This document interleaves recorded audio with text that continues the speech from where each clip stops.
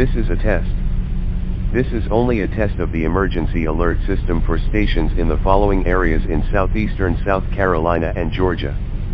These tests are conducted every month on a Wednesday between 8 a.m. through 8 p.m. Once again, this is a test of the emergency alert system.